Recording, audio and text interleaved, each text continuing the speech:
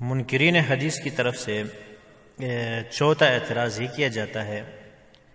کہ قرآن کریم کے مطالعے سے یہ بات معلوم ہوتی ہے کہ پیغمبر اسلام حضرت محمد صلی اللہ علیہ وسلم کا کام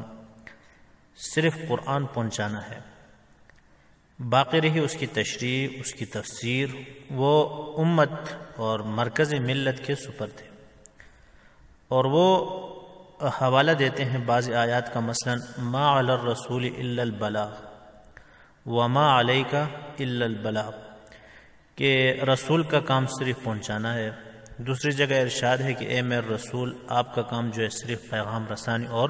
پہنچانا ہے۔ اس سے وہ استدلال کرتے ہیں کہ قرآن کی تشریح کے لیے حدیث کی ضرورت نہیں ہے، بلکہ یہ کام جو ہے امت کے حوالے ہے۔ تو میرے عزیز طلباء و طالبات، دراصل یہ ایک مغالطہ ہے، کیونکہ امت کی دو قسمیں ہیں۔ ایک ہوتی ہے امت دعوت، یعنی جس کو دعوت دی جاتی ہے اسلام کی طرف، یعنی کفار، اور دوسری ہوتی ہے امت اجابت، یعنی وہ لوگ جنہوں نے اسلام قبول کیا ہے۔ تو یہاں یہ بات ذہن میں رہے کہ اہل اسلام کے کفار کے مقابلے میں آپ کی حیثیت تو صرف پیغام رسانی کی ہے۔ چنانچہ جس آیت کا ہم نے تذکرہ کیا اور اس کے علاوہ دوسرے آیات کی سیاق و سباق میں غور کرنے سے بات معلوم ہوتی ہے کہ ان آیات میں ایک طرف تو کفار کو دھمکی دی جا رہی ہے کہ ہمارے رسول کا کام صرف تبلیغ احکام کا تھا جو کر چکے ہیں، اور منوانا جو ہے وہ آپ کے ذمے نہیں ہے۔ وما انت علیہم لست علیہم بمسیطر وما انت علیہم بوکیل، لہٰذا اگر تم مانو گے تو آپ ہی کا اپنا فائدہ ہوگا، اور اگر نہ مانو گے تو تمہارا اپنا نقصان ہوگا۔ اور دوسری طرف ان آیات میں نبی اکرم صلی اللہ علیہ وسلم کو تسلی دی جا رہی ہے کہ آپ کا فریضہ محض تبلیغ تھا جو آپ نے ادا کیا، لہٰذا اب آپ کو مزید پریشان ہونے کی ضرورت نہیں کہ کفار نے کیوں نہیں مانا، آپ کا کام جو تھا وہ پہنچانا تھا۔ تو ان آیات کا تعلق جو ہے امت اجابت کی دعوت کے ساتھ ہے، اور جہاں تک اہل اسلام کا تعلق ہے امت اجابت، تو آپ مبلغ ہونے کے ساتھ مربی بھی ہیں، معلم کتاب بھی ہیں، مفسر قرآن بھی ہیں، شارح قرآن بھی ہیں، اور اسی طرح دوسرے جو ایک حساب سے آپ دیکھیں تو قاضی بھی ہیں، اور اسوہ حسنہ بھی ہیں، نور ہدایت بھی ہیں، داعی الی اللہ بھی ہیں، سراج منیر بھی ہیں۔ یہی تو وجہ ہے کہ قرآن کریم میں حضور صلی اللہ علیہ وآلہ وسلم کی مختلف شانیں بیان کی گئی ہیں۔ تو جس جگہ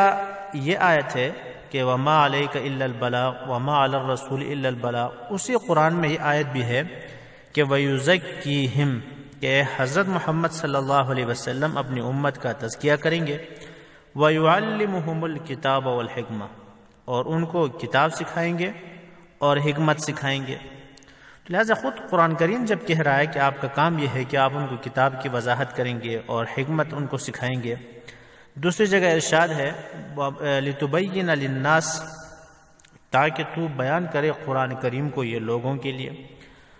اور ایک اور جگہ ارشاد یُحِلُّ لَهُمُ الطَّيِّبَاتِ وَيُحَرِّمُ عَلَيْهِمُ الْخَبَائِثَ، ایک اور جگہ ارشاد مَن يُطِعِ الرَّسُولَ فَقَدْ أَطَاعَ اللَّهَ، کہ جو رسول کی اطاعت کرے گویا کہ اس نے اللہ کی کیا کی؟ اطاعت کی۔ ایک اور جگہ ارشاد یا ایھا الذین آمنوا اطیعوا اللہ واطیعوا الرسول، اے ایمان والو اللہ کی اطاعت کرو اور رسول کی اطاعت کرو۔ ایک اور جگہ اللہ جل شانہ فرماتے ہیں کہ حتی یحکموک فیما شجر بینہم، کہ جب تک تم نبی اکرم صلی اللہ علیہ وسلم کے فیصلے پر مطمئن نہ ہو جاؤ گے، نہیں مانو گے، اس وقت تک تم مسلمان نہیں ہو سکتے، اہل ایمان نہیں ہو سکتے۔ ایک اور جگہ ارشاد لقد کان لکم فی رسول اللہ اسوۃ حسنہ، کہ محمد صلی اللہ علیہ وسلم کا جو طریقہ ہے وہ تمہارے لیے کیا ہے؟ اسوہ حسنہ، بہترین نمونہ ہے۔ تو ان تمام آیات سے بات معلوم ہوتی ہے کہ یہ جو کہا جا رہا ہے کہ آپ صلی اللہ علیہ وسلم کا کام صرف پہنچانا ہے، جن آیات سے استدلال کیا جا رہا ہے یہ مغالطہ دیا جا رہا ہے۔ تو اصل میں بات یہ ہے کہ نبی اکرم صلی اللہ علیہ وآلہ وسلم کی احادیث خود قرآن کریم کی آیات سے بات معلوم ہوتی ہے کہ ان کا حکم، ان کا عمل جو ہے ہمارے لیے کیا ہے؟ واجب الاتباع ہے۔